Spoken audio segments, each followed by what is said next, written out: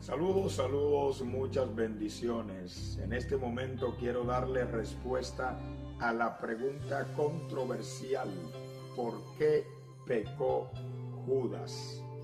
Para dar respuesta a esta pregunta es necesario analizar tres etapas en la vida de Judas. La primera etapa es cuando conviertes en un hábito o en una costumbre una mala práctica.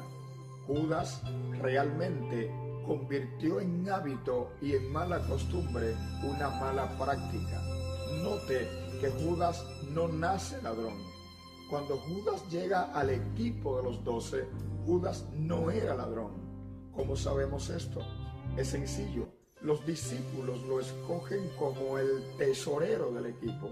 Si lo escogen como el tesorero es porque Judas demostró virtud de honradez. Es decir, el hombre era honrado, el hombre era confiable. Es probable que esta fuera su mayor virtud y su mayor fortaleza.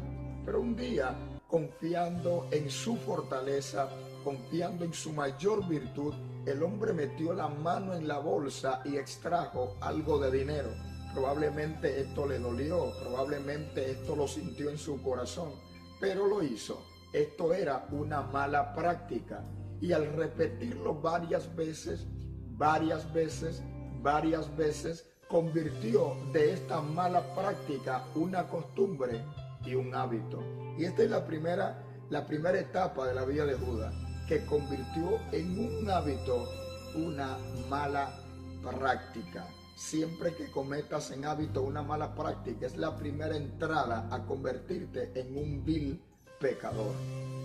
Segunda etapa de la vida de Judas es la desilusión.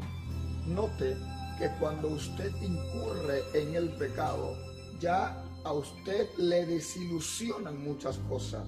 Judas al principio le gustaba andar con Jesús, le gustaba ver a Jesús predicar, le gustaba estar siempre con él.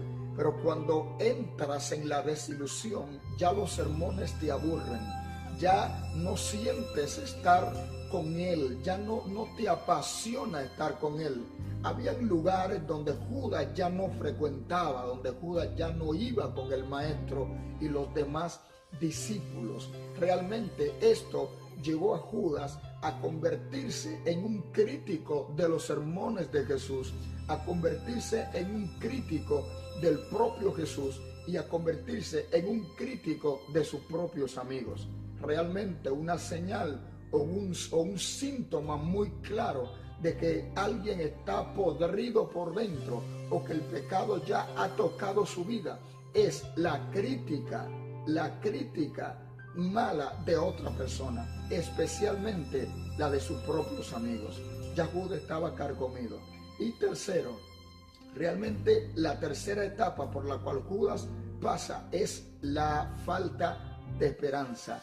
Perdió las esperanzas.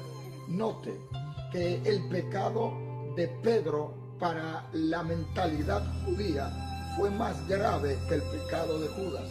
Pero ¿qué pasó con Pedro? Pedro no perdió la esperanza.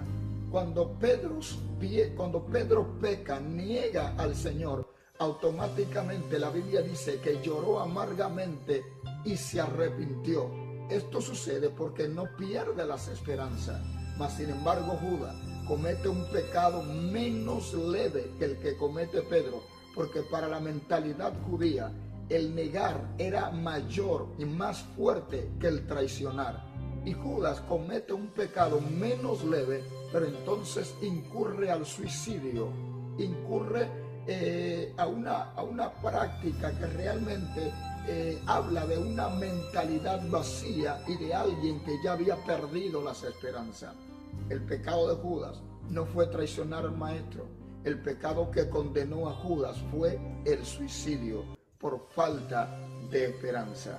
¿Por qué pecó Judas? Primero, porque convierte en hábito o costumbre una mala práctica. Segundo, porque se desilusionó de su maestro, de sus amigos, del mensaje. Se desilusionó de Dios.